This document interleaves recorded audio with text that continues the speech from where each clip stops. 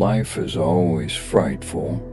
We cannot help it, and we are responsible all the same. One's born, and at once one is guilty.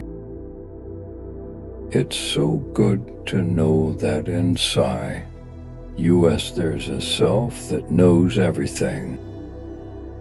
Psychoanalysis has at bottom no other goal than to create a space within oneself in which God's voice can be heard.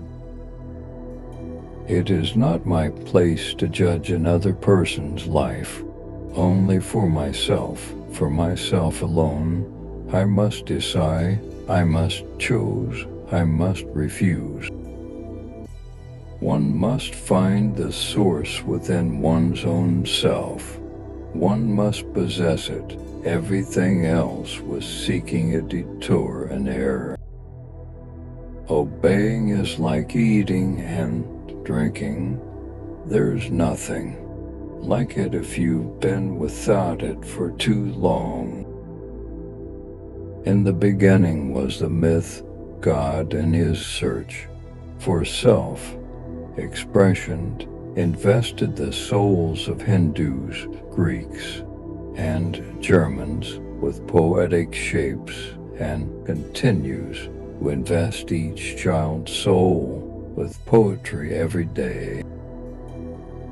To be able to throw one's self away for the sake of a moment, to be able to sacrifice yours for a woman's smile, that is happiness.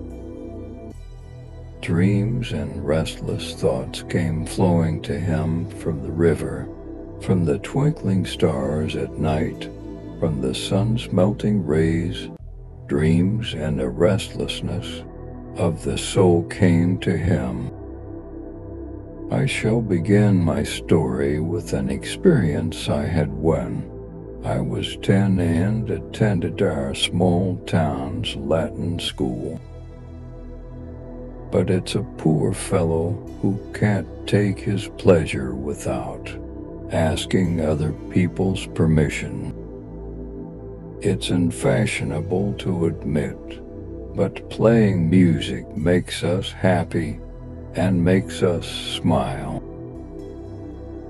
The marvel of the Bhagavad Gita is its truly beautiful revelation of life's wisdom, which enables philosophy to blossom into religion.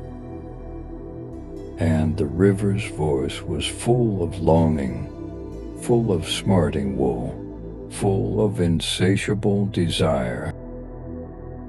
And who over the ruins of his life pursued its fleeting, fluttering significance, while he suffered its seeming meaninglessness and lived its seeming madness, and who hoped in secret at the last turn of the labyrinth of chaos for revelation and God's presence. The person who truly wants nothing except his destiny no longer has others of his own kind. He stands completely alone and has only the chill of outer space around him. You know, that's Jesus in the Garden of Gethsemane. Is the bow, the arrow is soul. The Brahman is the arrow's target that one should incessantly hit. It is treason to sacrifice love of truth, intellectual honesty, loyalty to the laws and methods of the mind to any other interests, including those of one's country. You could observe people's folly, you could laugh at them, or feel sorry for them, but you had to let them go their own way. Then you know what it's like to love someone, like you love yourself and lose them. That's the way it is when you love. It makes you suffer, and I have suffered much in the years since, but it matters little that you suffer so long.